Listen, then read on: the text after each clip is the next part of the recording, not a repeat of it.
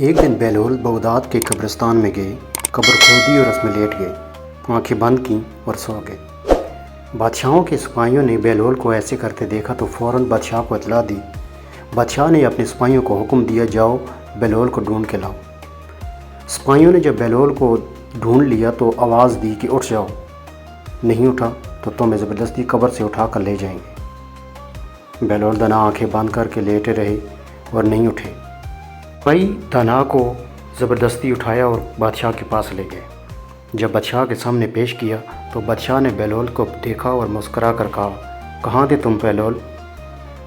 بہلول نے سپاہیوں کو غصے کی نظر سے دیکھا اور کہا کہ میں نیند میں تھا اور اچھا خواب دیکھ رہا تھا، یہ لوگ مجھے زبردستی اٹھا کر لے آئے۔ میں خواب میں بادشاہ تھا، میری بہت بڑی سلطنت تھی، میں اپنی سلطنت دیکھ رہا تھا۔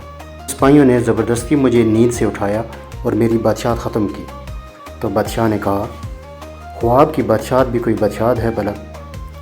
بہلول نے کہا، تمہاری بادشاہت اصل میں خواب کی بادشاہت ہے، میری نہیں۔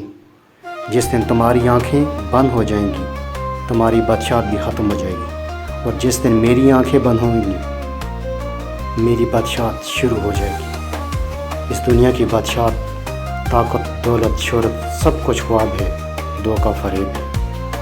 ہمیں اپنی آخرت کو نہیں بھولنا چاہیے، اس دنیا میں اچھے کام کرنے چاہیے تاکہ ہم اس کا صلہ آخرت میں مل سکے۔